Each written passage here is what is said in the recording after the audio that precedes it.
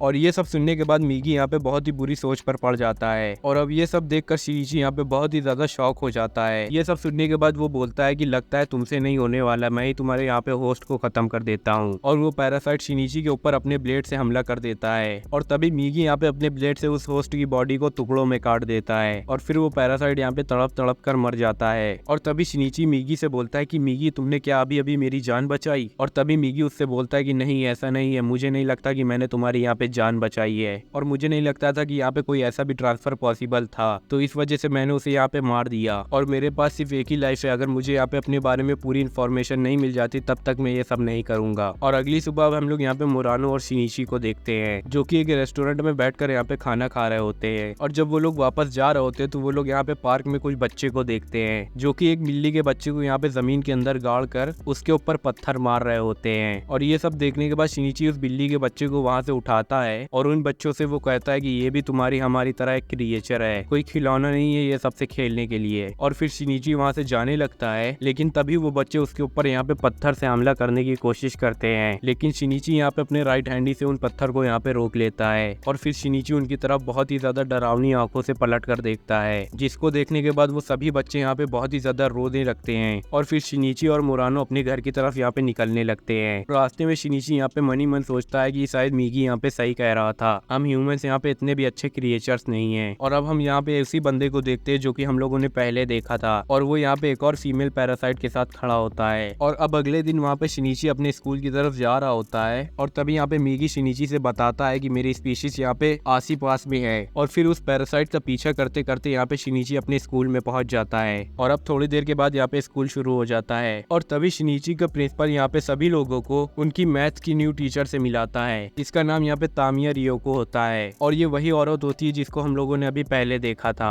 और यहाँ पे मिगी शिनिची से बोलता है कि शिनिची यही है वो पैरासाइट और शिनिची यहाँ पे गलती से उस पैरासाइट से यहाँ पे आई कांटेक्ट कर लेता है और तामिया यहाँ पे उन दोनों को पहचान लेती है। और अब हम लोग वहाँ पे देखते हैं कि तामिया उन सभी लोगों को पढ़ा रही होती है और क्लास खत्म होने के बाद तामिया शिनिची को यहाँ पे अपने ऑफिस में बुलाती है और क्लास खत्म होने के बाद शिनिची उससे मिलने के लिए जाता है उसके ऑफिस में और तामिया उससे बोलती है कि मुझे तुम्हें मारने का कोई टेंशन नहीं है, मुझे बस तुमसे स्कूल के बाहर कहीं मिलना है, क्या तुम मिल सकते हो? और शिनिची उससे मिलने के लिए भी हाँ कर देता है। और फिर स्कूल खत्म होने के बाद शिनिची यहाँ पे एक ट्रेन पकड़ता है और फिर सीधा जाता है उससे मिलने के लिए एक होटल में और शिनिची उसी होटल के अंदर उसका इंतजार कर रहा होता है। तभी तामिया वहाँ पे आ जाती है एक और वही पैरासाइट के साथ जिसको अभी हमने थोड़ी देर पहले देखा था। और फिर तामिया शिनिची से बोलती है कि मुझे पता है तुम्हारे राइट हैंड के बारे में और तुम भी एक पैरासाइट हो और अगर मैंने तुम लोगों के बारे में यहाँ पे स्टेट एजेंसी को बता दिया ना तो तुम लोगों की पूरी लाइफ यहाँ पे खराब हो जाएगी और मैं भी यहाँ पे अपनी पहचान को छुपाना चाहती हूँ, तो तुम यहाँ पे अपना मुंह बंद ही रखना और अगर फिर भी तुमने यहाँ पे कुछ भी उल्टा सीधा करने की कोशिश की तो मैं तुम्हारी यहाँ पे पूरी क्लास को खा जाऊंगी। और हाँ, तुम्हारी दोस्त मुरानो भी तो मेरे ही क्लास में है ना। और ये सुनने के बाद शिनिची पूरी तरह से डर जाता है और अब हमें यहाँ पे अगले दिन की सीन दिखाया जाता है जहाँ पे तामिया अपने क्लास में पढ़ा रही होती है और तभी मिगी और तानिया को एक और पैरासाइट यहाँ पे अपीयरेंस सेंस होती है और फिर यहाँ पे मिगी शिनिची से बताता है कि शिनिची हम लोग यहाँ पे अंडर अटैक है और वो पैरासाइट सिर्फ हम लोगों से यहाँ पे 150 मीटर की दूरी पर है और वो पैरासाइट और कोई नहीं बल्कि यहाँ पे तानिया का पार्टनर ही होता है। और अब ये पैरासाइट सिक्योरिटी कैमरा को तोड़कर स्कूल के अंदर भी घुस जाता है और कुछ लोग उसे रोकने की कोशिश कर रहे होते हैं, लेकिन वो पैरासाइट सबको बेरहमी से मार दे रहा होता है। और ये सब सीन देखने के बाद स्कूल का प्रिंसिपल अनाउंसमेंट कर देता है कि सब लोग अपनी जान बचाओ और यहाँ से भाग जाओ, एक मॉन्स्टर हमारे स्कूल में घुस चुका है। और ये सब सुनने के बाद सारे बच्चे बहुत ही ज्यादा डर जाते हैं और सब बाहर भागने लगते हैं। तभी मिगी शिनिची से बोलता है कि शिनिची तुम यहीं पे रुक जाओ और हमें उस पैरासाइट को मारना होगा, क्योंकि वो हमें ही मारने के लिए आ रहा है। बस इस क्राउड की वजह से वो हमारी एग्जैक्ट लोकेशन यहाँ पे ढूंढ नहीं पा रहा है और वो गलती से किसी भी स्टूडेंट को मार सकता है, तो हमें यहीं रुक के उसको मारना होगा। और शिनिची यहाँ पे 3rd फ्लोर पे जाके एक बेंच की वॉल क्रिएट कर देता है और फिर मिगी उसको लड़ने के लिए एक रॉड पकड़ा देता है। और तभी वो पैरासाइट खिड़की तोड़कर शिनिची के सामने एकदम से आ जाता है और उससे कहता है कि तुम लोग सरेंडर कर दो वरना तुम लोग नहीं बच पाओगे। और फिर वो शिनिची के ऊपर बहुत ही तेज हमला कर देता है और मिगी और उस पैरासाइट के बीच में बहुत ही ज्यादा खतरनाक फाइट होना शुरू हो जाती है। और दरअसल प्लान ये होता है कि मिगी यहाँ पे डिफेंस करेगा और शिनिची यहाँ पे अटैक करेगा। ये पैरासाइट यहाँ पे ह्यूमन की कैपेबिलिटी को बहुत ही ज्यादा कमजोर समझते हैं और यही इन लोगों की यहाँ पे कमजोरी भी होती है। और फिर शिनिची यहाँ पे थोड़ी सी हिम्मत करके धीरे धीरे उस पैरासाइट की तरफ बढ़ रहा होता है और फिर उस पैरासाइट की छाती में अपनी रॉड को घुसेड़ देता है और उसी रॉड के थ्रू उस पैरासाइट की पूरी बॉडी का खून यहाँ पे बाहर निकल जाता है। और वो अपनी बॉडी को मरता हुआ देखकर वो पैरासाइट तामिया की तरफ बढ़ता है, पर हम लोग देखते हैं कि तामिया उसी का वेट कर रही होती है और उसने ऑफिस में कई सारे सिलेंडर भी बिछाए होते हैं। और फिर तामिया उसे यहाँ पे धमाके से उड़ा देती है और फिर वो पैरासाइट मर जाता है और फिर कुछ दिनों के बाद सब कुछ नॉर्मल हो जाता है। और फिर तामिया प्रेग्नेंट होने की वजह से स्कूल से रिजाइन कर देती है। और फिर शिनिची यहाँ पे तानिया से पूछता है कि तुम इसके साथ क्या करोगे, और फिर तामिया उससे बताती है कि शायद इसके साथ मैं कुछ एक्सपेरिमेंट करूंगी, अगर वो नहीं कर पाई तो मैं इसको कम से कम खा जाऊंगी। और ये सुनने के बाद शिनिची यहाँ पे बहुत ही ज्यादा गुस्से में भर जाता है। तामिया उसको डराने के लिए यहाँ पे बहुत ही ज्यादा खतरनाक फॉर्म में आ जाती है और फिर मिगी बोलता है कि शिनिची हम इससे नहीं लड़ सकते हैं क्योंकि ये बहुत ही ज्यादा खतरनाक है। और तामिया वहाँ से फिर चली जाती है। और अब थोड़ी देर के बाद यहाँ पे शाम हो जाती है और तामिया की मॉम यहाँ पे तामिया से मिलने के लिए आती है, पर उससे 2 मिनट बात करते ही तामिया की मॉम को ये रियलाइज हो जाता है कि वो तामिया नहीं है, वो कोई और है। और तामिया की मॉम उससे बोलती है कि तुम मेरी बेटी नहीं हो, कौन हो तुम और तुमने क्या किया मेरी बेटी के साथ। और फिर वो यहाँ पे पुलिस को कॉल करने की कोशिश करती है, लेकिन तभी वो पैरासाइट तामिया की मॉम को बहुत ही बेरहमी से मार देती है। और अगली सुबह शिनिची के पेरेंट्स शिनिची से बोलते हैं, शिनिची हम लोग यहाँ पे एक वेकेशन के लिए जा रहे हैं और तब तक तुम अपना ख्याल रखना बच्चे। और फिर शिनिची को वो लोग गुड बाय बोलकर वहाँ से चले जाते हैं। और फिर हमें एक रोड ट्रिप में जाते हुए एक कपल को दिखाया जाता है और तभी वो कपल का यहाँ पे एक्सीडेंट हो जाता है और वो दोनों को बहुत ही ज्यादा बुरी चोट आई होती है। और तभी हम लोगों को पता चलता है वो दोनों में से जो लड़की थी वो पैरासाइट होती है और खुद की बॉडी डिस्ट्रॉयड होने की वजह से वो अपने हस्बैंड का सर खा जाती है और वो अपने आप को यहाँ पे रिकैरेट कर लेती है उसकी बॉडी में। और इसके बाद हम लोग यहाँ पे शिनिची को देखते हैं और रास्ते में चलते चलते उससे मिगी बताता है, शिनिची मैं तुम्हारी बॉडी और तुम्हारे ब्लड सेल से जुड़ा हुआ हूँ और इस वजह से तुम्हें साइकोलॉजिकल लेवल में बहुत ही ज्यादा चेंजेस हो सकते हैं और ऐसा भी हो सकता है कि तुम कोई पैरासाइट की तरह इमोशन और फीलिंग फील ही न कर पाओ। और इसकी बात सुनने के बाद शिनिची को अपनी मॉम, डैड एंड तोरानो और तामिया की बात यहाँ पे याद आने लग जाती है, क्योंकि सभी लोग उससे ये बोल रहे होते हैं कि वो काफी ज्यादा बदल चुका है पहले से। और अब थोड़ी देर के बाद यहाँ पे शिनिची मोरानो से मिलता है और फिर कुछ गुंडे आकर यहाँ पे शिनिची को पीट कर मोरानो को किडनैप करने लग जाते हैं और शिनिची यहाँ पे मोरानो को बचाने के लिए उन गुंडों से भिड़ जाता है और वो कह रहा होता है कि तुमने मोरानो को क्यों पकड़ा है, छोड़ो उससे, अगर दम है तो मुझसे लड़ो तुम। और फिर वो गुंडे उसे बहुत ही ज्यादा बुरी तरह से पीट रहे होते हैं और बहुत ही ज्यादा पिटने की वजह से यहाँ पे मिगी एक्टिवेट हो जाता है। तभी शिनिची उससे बोलता है कि मिगी तुम अभी मत एक्टिवेट हो, तुम दूर रहो इससे, तुम तो उन्हें जानी से मार दोगे। और शिनिची यहाँ पे मिगी को कंट्रोल करता है और तभी उस गुंडे की गर्लफ्रेंड यहाँ पे आ जाती है और कानामे उसे बोलती है, बस करो तुमने ये सब क्या लगा रखा हुआ है। और अब पीछे से शिनिची की पूरी क्लास आ जाती है शिनिची को यहाँ पे बचाने के लिए और फिर मुरानो उसको अपने घर में लेकर आती है और उसको बचाने के लिए थैंक्स भी बोलती है। और अब थोड़ी देर के बाद मुरानो वहाँ से चली जाती है और तभी काना वहाँ पे आ जाती है और काना शिनिची से जैसे ही हाथ मिलाती है उसे बहुत ही ज्यादा अजीब सी फीलिंग होने लग जाती है। और ये सब देखने के बाद शिनिची थोड़ा सा घबरा जाता है और घर में वापस चला जाता है और मिगी यहाँ पे बता रहा होता है कि शिनिची तुम उस लड़की से दूर रहो, क्योंकि उस लड़की के अंदर यहाँ पे पैरासाइट को सेंस करने की एबिलिटी है और मुझे ये लगता है कि उसे हमारे बारे में ये सब कुछ पता चल चुका है। और तभी हम लोग यहाँ पे शिनिची और शिनिची की मॉम को देखते हैं और वो दोनों बीच के किनारे खड़े होकर आपस में कुछ बात कर रहे होते हैं और तभी शिनिची की मॉम के पीछे एक पैरासाइट खड़ा हो जाता है और वो शिनिची के मॉम का गला काट देता है। और ये सब देखने के बाद शिनिची के डैड को अपनी आंखों पे भरोसा नहीं हो रहा होता है कि आखिर यहाँ पे अभी हुआ क्या है। और शिनिची के डैड वहाँ पे किसी तरह अपनी जान बचाकर भाग जाते हैं और किसी तरह एक टेलीफोन बूथ में जाके शिनिची से बात करते हैं और शिनिची के डैड बोलते हैं हैं कि शिनिची तुम्हारी मॉम को यहाँ पे कुछ मॉन्स्टर्स ने खा लिया है और मैं यहाँ पे पुलिस स्टेशन जा रहा हूँ और मैं उस मॉन्स्टर को यहाँ पे मार कर रहूंगा। और तभी वो फोन कट जाता है और अपने फादर की ये सब बातें सुनने के बाद शिनिची बहुत ही ज्यादा शॉक हो जाता है। और ये सब सुनने के बाद यहाँ पे मिगी बोल रहा होता है कि शिनिची हम लोग को अपनी यहाँ पे स्पीशीज सेंस हो रही है और वो बहुत ही तेजी से हम लोगों की तरफ भी बढ़ रही है। और फिर शिनिची उस क्रिएचर को मारने के लिए एक चाकू पकड़ लेता है और वो डोर की तरफ बढ़ने लग जाता है और धीरे धीरे वो मॉन्स्टर भी यहाँ पे शिनिची के पास आ रहा होता है। और फिर हम लोगों को पता चलता है कि वो मॉन्स्टर और कोई नहीं बस उसकी मॉम होती है, जिसके ऊपर अब पैरासाइट ने काबू कर लिया है। और शिनिची को ये सब देखकर अपनी आंखों के ऊपर भरोसा नहीं हो रहा होता है और उस पैरासाइट को अपनी मॉम समझकर वो नॉर्मली बातें भी करने लग जाता है। पर मिगी उससे बोलता है कि तुम क्या कर रहे हो शिनिची, हमें इसे मारना होगा वरना ये हम लोगों को ही मार देगी और ये तुम्हारी मॉम नहीं है, ये बस एक पैरासाइट है। और शिनिची उससे कहता है कि ओए तुम अब बस करो, ये मेरी मॉम ही है। और फिर शिनिची अपनी मॉम मतलब कि वो पैरासाइट से बोलती है कि मॉम इसे माफ कर देना, मैं आपको इसके बारे में सब कुछ बता दूंगा, अब से कुछ भी नहीं छुपाऊंगा, मैं आपसे प्रॉमिस करता हूँ मैं मॉम। और तभी यहाँ पे शिनिची के मॉम का फेस एक ब्लेड में बदल जाता है और वो ब्लेड से यहाँ पे शिनिची के हार्ट के ऊपर अटैक कर देता है। और तभी यहाँ पे शिनिची को रियलाइज होता है कि वो शिनिची की मॉम नहीं है बल्कि वो एक पैरासाइट बन चुकी है। और अब शिनिची वो वार खाने की वजह से वो नीचे गिर जाता है और बेहोश भी हो जाता है और अब यहाँ पे शिनिची मरने ही वाला था। तभी यहाँ पे मिगी एक और नया हार्ट क्रिएट करके उसके दिल में लगा देता है और अब थोड़ी देर के बाद यहाँ पे शिनिची का हार्ट फिर से यहाँ पे पंप करने लग जाता है। और अब कुछ दिन बीत जाते हैं, तभी वहाँ पे शिनिची उठता है और वो उठते ही मिरर में देखता है कि उसके हार्ट वाली जगह में बहुत ही बड़ा छेद बन चुका है और अब वो समझ चुका था कि मिगी ने उसको यहाँ पे बचा लिया है। और अब थोड़ी देर के बाद यहाँ पे शिनिची को एक कॉल आती है जहाँ पे उसे पता चलता है कि उसके डैड एक हॉस्पिटल में एडमिट हैं। और फिर ये सब सुनने के बाद शिनिची को यहाँ पे पूरी पास्ट की बातें याद आने लग जाती हैं और अब वो पैरासाइट को किसी भी हालत में मारने के लिए डिसाइड करता है। और अब हॉस्पिटल जाते हुए उसे एक यंग स्टूडेंट मिलती है जो कि हॉस्पिटल ही के पास काम करती है। और अब वो हॉस्पिटल पहुंचने के बाद सीधे अपने डैड के पास जाता है और अपने डैड से पूछता है कि डैड मॉम कहाँ है, जिसके बाद उसके डैड उसकी मॉम के बारे में बताने से सब कुछ मना कर देते हैं और उसके डैड बहुत ही बुरी तरह से रोने लग जाते हैं। और शिनिची को ये सब समझ नहीं आ रहा होता है कि शिनिची के फादर उससे ये सब क्यों छुपा रहे हैं और वो तेजी से बोलता है कि मुझसे आप कुछ मत छुपाइए, मुझको सब कुछ पता है कि एक मॉन्स्टर ने यहाँ पे मेरी मॉम को मार डाला है। और ये बोलने के बाद शिनिची के हार्ट में यहाँ पे बहुत ही ज्यादा पेन होना शुरू हो जाता है और अब शिनिची उसी लड़की के घर में रहने लगता है और ये घर हॉस्पिटल से भी बहुत ज्यादा नजदीक होता है। और अब शाम को यहाँ पे मिगी शिनिची से बताता है उस हार्ट को यहाँ पे रिपेयर करने के वजह से मिगी और शिनिची और भी ज्यादा आपस में जुड़ चुकी हैं और वो अब एक दूसरे को यहाँ पे बहुत ही ज्यादा इफेक्ट भी करेंगे। और तभी मिगी शिनिची से बोलता है कि अब मुझे यहाँ पे कम से कम 4 घंटे लगेंगे अपनी स्लीप को पूरी करने में और उसी वक्त अगर किसी पैरासाइट ने तुम्हारे ऊपर हमला कर दिया तो मैं उसी वक्त कुछ भी नहीं कर पाऊंगा तुम्हारे लिए, तो अब तुम्हें यहाँ पे हमेशा अलर्ट रहना होगा। और अब अगले दिन यहाँ पे मिगी को एक पैरासाइट सेंस होता है और उस पैरासाइट को ढूंढते ढूंढते यहाँ पे शिनिची बहुत ही लंबी लंबी छलांग मार रहा होता है और उसका पीछा भी करना बहुत ही तेजी से शुरू कर देता है और उसे लग रहा होता है कि ये वही पैरासाइट है जिसने उसकी मॉम को मारा है। और शिनिची यहाँ पे पूरी स्पीड से उस पैरासाइट की तरफ भागने लग जाता है और फिर शिनिची वहाँ पे जाके देखता है कि वो पैरासाइट कोई और है, उसकी मॉम नहीं है। और फिर वो बंदे के मुंह से निकलकर पैरासाइट आता है जिसको देखने के बाद यहाँ पे शिनिची बहुत ही ज्यादा शॉक हो जाता है और फिर वो बंदा यहाँ पे बोलता है कि तुम्हारा पैरासाइट यहाँ पे सही बोल रहा है भाई, मेरा दिमाग अभी भी यहाँ पे फंक्शनल है। और फिर वो बंदा यहाँ पे शिनिची और मिगी को यहाँ पे अपना पास्ट बताने लग जाता है और वो बता रहा होता है कि मेरी शादी के 1 साल बाद ही मेरी वाइफ ने मुझे छोड़ दिया था और वो मुझसे बिना कुछ बताए चली गई थी और मैं इतना ज्यादा कमजोर और नीडर था कि मुझसे अपनी जान भी नहीं ली गई। और मैं एक दिन यहाँ पे शाम के बैठकर सनसेट देख रहा था और तभी मैंने अपनी तरफ एक अजीब से कीड़े को आते हुए देखा और गलती से इस पैरासाइट ने मेरी नेक को टारगेट कर लिया। और तभी वो पैरासाइट उसके मुंह से निकल कर आता है और बोलता है अरे मेरा मकसद तो उसके ब्रेन को यहाँ पे फंक्शनल करना था, लेकिन ये गधा उस चट्टान से गिरकर गलती से पानी में गिर गया था और ये वहाँ पे सांस भी नहीं ले पा रहा था, जिसकी वजह से मुझको इसकी नेक में ट्रांसफॉर्म होना पड़ा, क्योंकि अगर मैं उस वक्त इसके हेड को कंट्रोल करने की कोशिश करता तो हम दोनों में से इसमें से कोई भी नहीं बच पाता। और फिर अब शिनिची उससे बताता है कि उसका नाम शिनिची है और उसके इस पैरासाइट का नाम मिगी है। और फिर वो बंदा अपना नाम यहाँ पे मोमोरू बताता है और वो बोलता है इस पैरासाइट को तुम भाई सिर्फ पैरासाइट ही बोलो, क्योंकि मैंने अभी तक इसको नाम नहीं दिया है। और फिर जब शिनिची अपने मदर फादर के बारे में उसको बताता है तो मोमोरू ये सब सुनने के बाद बहुत ही ज्यादा रोने लग जाता है और इसको रोते हुए देखकर इसका पैरासाइट बहुत ही ज्यादा इरिटेट हो जाता है और वो शिनिची से बताता है कि भाई मैं इसकी रोने से बहुत ही ज्यादा परेशान हो चुका हूँ। और फिर मोमोरू यहाँ पे शिनिची से बताता है कि वो पास ही के एक होटल में काम करता है और उसे उस पैरासाइट के बारे में जरा सी भी पता चला जिसने तुम्हारी मॉम को मारा है तो मैं तुम्हें जरूर से बता दूंगा। और अब काफी ज्यादा रात हो चुकी होती है और मिगी यहाँ पे शिनिची को नींद से उठाकर बोलता है और मिगी शिनिची से बोलता है कि शिनिची मुझे तुम्हें कुछ इंपॉर्टेंट बात बतानी है। और मीगी शिनीची से बोल रहा होता है कि आज तुम बहुत ही तेज भागे हो और तुमने इतनी ऊंची ऊंची छलांग भी लगाई है, तो तुम्हें ये सब कुछ अजीब नहीं लग रहा था। और फिर यहाँ पे मीगी शिनीची को अपने आप को डिवाइड करके दिखाता है और शिनीची को यहाँ पे मीगी बता रहा होता है कि अगर मैं अपने आप को बहुत ही ज्यादा डिवाइड करने लग जाऊं तो मेरे जैसे जैसे यहाँ पे पार्ट डिवाइड होते चले जाएंगे, मैं वैसा ही वैसा वीक होता भी चला जाऊंगा और इनकी यहाँ पे सेंसेस बहुत ही ज्यादा कमजोर पड़ने लग जाती है और ये अपने आप सर्वाइव भी नहीं कर सकते हैं। लेकिन एक ऐसे फ्रेगमेंट है जिसमें मेरे स्मॉल क्लोन्स भी सर्वाइव कर सकते हैं और जिस भी जगह में यहाँ पे फ्रेश ब्लड का यहाँ पे फ्लो होता है वहाँ पे मेरे यहाँ पे सेगमेंट आराम से सर्वाइव कर सकते हैं। और जैसे कि तुम्हारी बॉडी और जैसे कि तुमसे जो बात कर रहा है वो सिर्फ मीगी का 70% ही है। और मीगी उससे बताता है कि शिनीची, जब मैं तुम्हारे हार्ट के अंदर जाने की कोशिश कर रहा था और मैं उसे रिपेयर कर रहा था तो मैंने अपने सारे पार्ट को तुम्हारे ब्लड सर्कल के साथ अंदर भेज दिए थे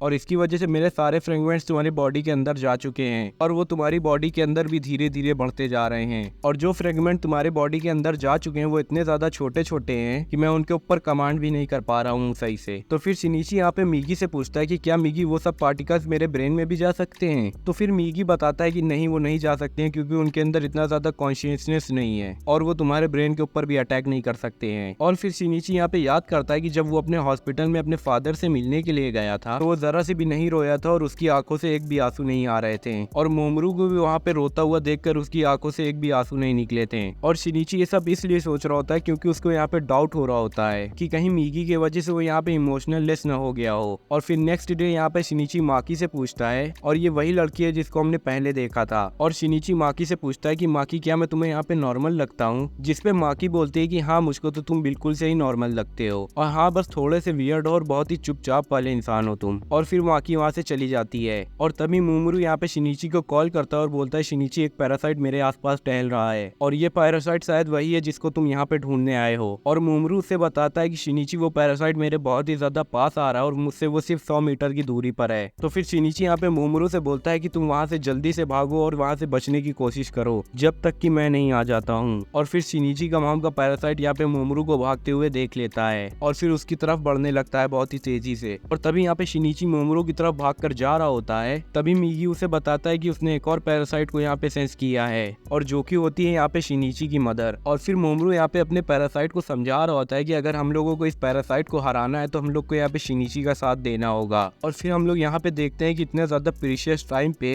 शिनीची के पैरासाइट मीगी को अचानक से यहाँ पे नींद आ जाती है और वो वहाँ पे सो जाता है, लेकिन वो सो जाने से पहले ही अपने आप को एक ब्लेड में कन्वर्ट कर लेता है। और अब मोमरू यहाँ पे भागते भागते एक चट्टान के किनारे में पहुंच जाता है और तभी शिनीची की मॉम भी वहीं पे आ जाती है और अटैक के लिए अपने आप को रेडी कर लेती हैं। और अब वो पैरासाइट यहाँ पे बहुत ही ज्यादा खतरनाक फाइट करना आपस में शुरू कर देते हैं। और शिनीची का मॉम का पैरासाइट यहाँ पे बोलता है कि तुम मेरे सामने कहीं भी स्टैंड नहीं करते हो क्योंकि मैं यहाँ पे पूरी तरह से एक ह्यूमन ब्रेन में फ्यूज्ड हूँ और तुम लोग सिर्फ अलग ही एक पार्ट में फ्यूज्ड हो। और तभी यहाँ पे शिनीची के मॉम का पैरासाइट मोमरू के यहाँ पे चेस्ट पर एक हमला कर देता है जिससे मोमरू को एक बहुत ही ज्यादा तेज चोट पहुंचती है और वो नीचे गिर जाता है। और तभी वहाँ पे शिनीची आ जाता है और शिनीची की मॉम शिनीची को देखकर बहुत ही ज्यादा हैरान हो जाती है और वो बोल रही होती है कि तुम मेरे अटैक से बच कैसे गए? मैंने तो तुमको पूरी तरह से खत्म कर दिया था। नहीं, ऐसा नहीं हो सकता, मैंने तुमको यहाँ पे पूरी तरह से मारा था लेकिन तुम किसी न किसी वजह से उस अटैक से सर्वाइव कर गए हो और इससे अच्छा यही होगा कि मैं तुम्हारी यहाँ पे पूरी गर्दन ही काट कर फेंक दूं। और अब शिनीची को यह सब देखकर बहुत ही ज्यादा गुस्सा आ रहा होता है क्योंकि वो पैरासाइट उसकी मॉम की आवाज में यहाँ से उससे बात कर रहा होता है। और फिर वो पैरासाइट यहाँ पे बोलता है कि शिनीची की मॉम की तरफ तुम भी मरने के लिए तैयार हो जाओ। और फिर शिनीची के मॉम का पैरासाइट यहाँ पे सोच रहा होता है कि इसका राइट हैंड का सिग्नल यहाँ पे बहुत ही ज्यादा कमजोर है, इसका मतलब यह है कि इसका पैरासाइट अभी भी यहाँ पे सो रहा है और यही अच्छा मौका है इसको खत्म करने का। और तभी शिनीची की मॉम का पैरासाइट यहाँ पे शिनीची के ऊपर अटैक करना शुरू कर देता है, लेकिन शिनीची ये सब को बहुत ही आसानी से डॉज करके वो सबको गाजर मूली की तरह भी काट रहा होता है। और ये सब देखने के बाद शिनीची की मॉम बहुत ही ज्यादा हैरान हो जाती है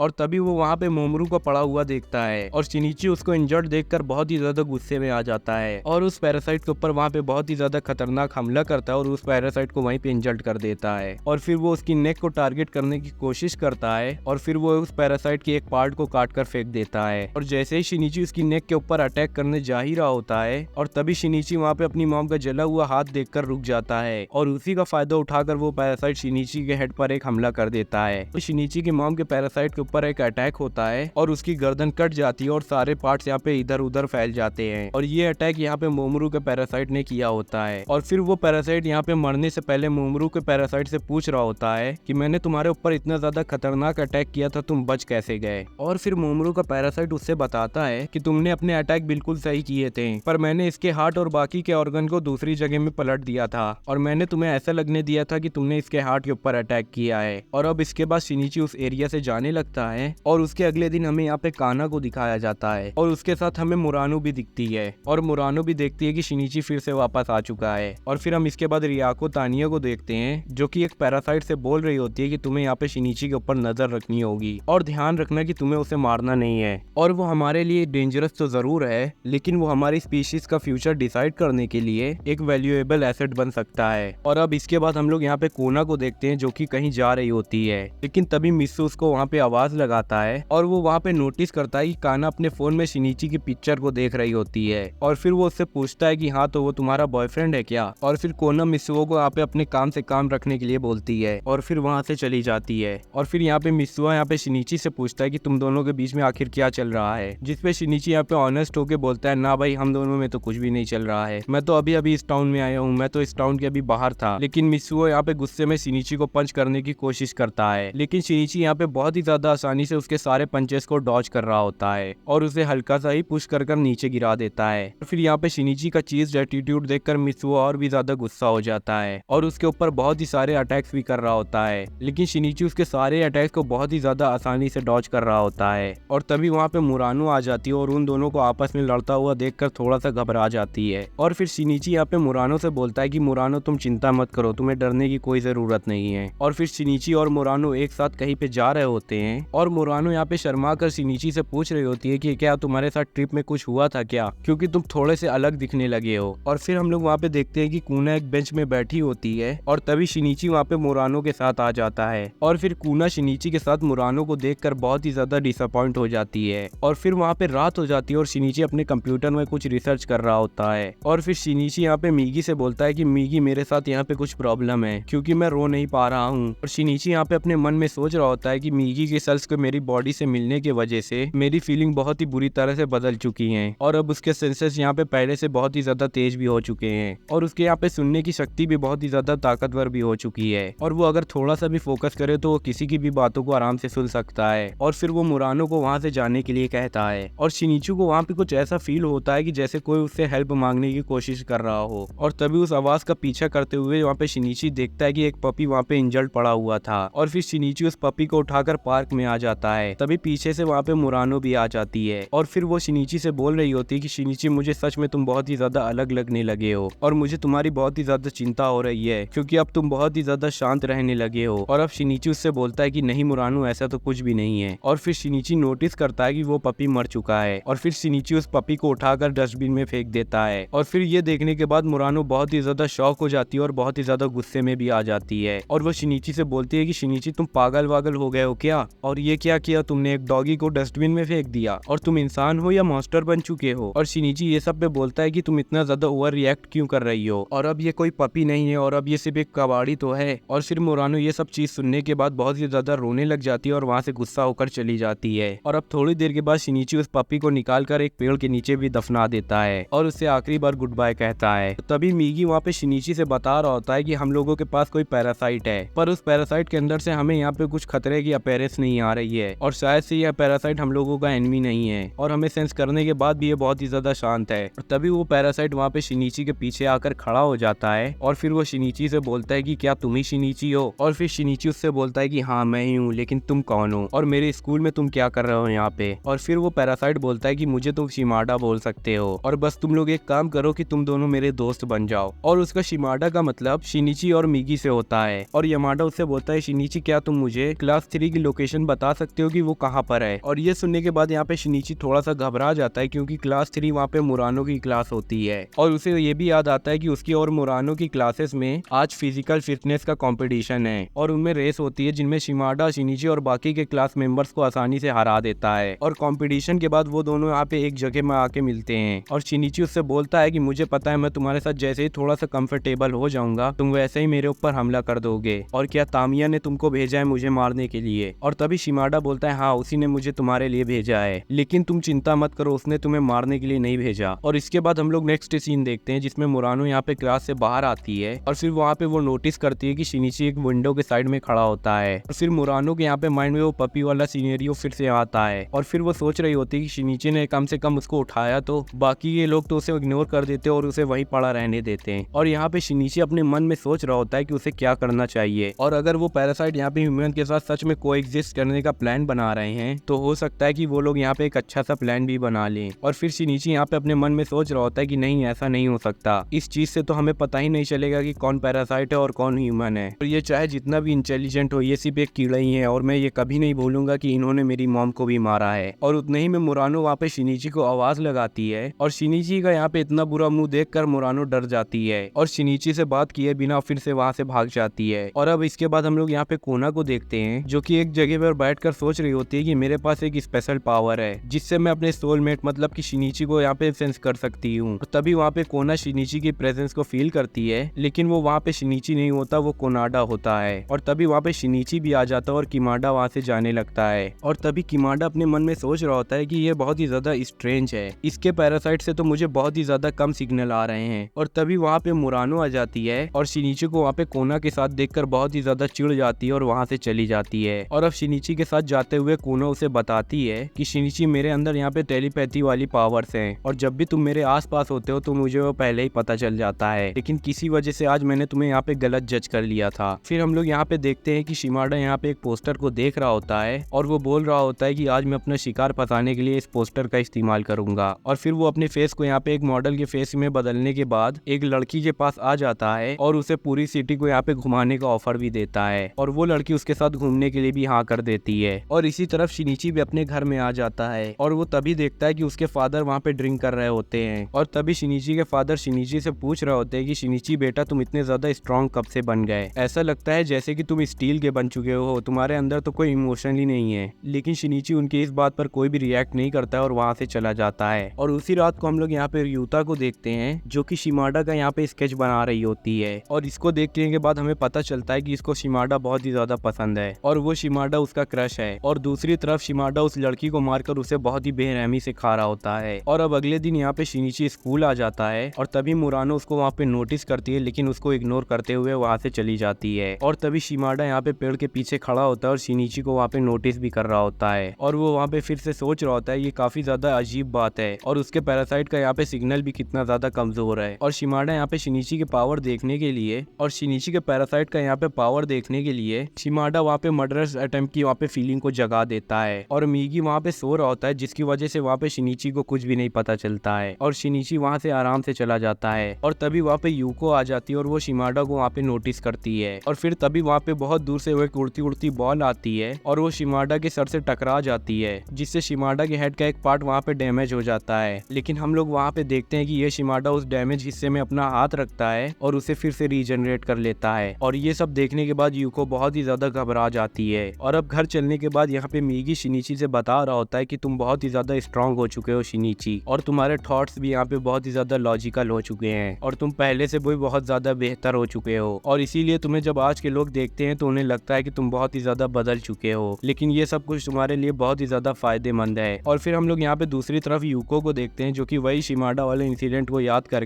घबरा रही होती है और तभी वहाँ पे शिमाडा यूको को एक टॉयलेट में जाते हुए दिखता है और जैसे ही वो बाहर आता है तो वो देखती है कि शिमाडा ने अपने क्लोथ्स को यहाँ पे चेंज कर लिया है। और फिर शिमाडा वहाँ पे एक गली के अंदर जाता है और अपने फेस को एकदम से चेंज कर लेता है और जिसे देखने के बाद यूको और भी ज्यादा डर जाती है। और रात में यूको अपने मन में सोच रही होती है कि क्या शिमाडा भी यहाँ पे एक पैरासाइट है और ये बात मुझे अपने भाई को बताना चाहिए, पर ये भी हो सकता है कि मैं गलत सोच रही हूँ कि वो एक पैरासाइट है। फिर यूको उसके बाद सोचती है कि वो कल शिमाडा को खुद से कन्फ्रंट करेगी और फिर वो अगले दिन स्कूल जाती है और सेफ्टी के लिए एक एसिड की बोतल ले लेती है। और फिर शिमाडा यहाँ पे यूको के पास आता है क्योंकि यूके ने उसको एक काम के लिए बुलाया होता है। और फिर शिमाडा वहाँ पे आता है और बोलता है हाँ तुमको मुझसे कुछ बात करनी थी। और फिर यूको से बोलती है कि तुम शायद से मुझे नहीं जानते हो, लेकिन मेरी नजर तब से जब से तुम यहाँ पे आए हो और लेकिन मैं ये बिलीव नहीं करना चाहती हूँ कि तुम किसी और दुनिया से आए हो और मैंने तुम्हें देखा था कि तुमने अपना फेस भी चेंज किया था और मैं बस तुमसे यही कहना चाहती हूँ कि तुम यहाँ से चले जाओ और मैं किसी को कुछ भी नहीं बताऊंगी, पर प्लीज तुम यहाँ से जरूर चले जाओ।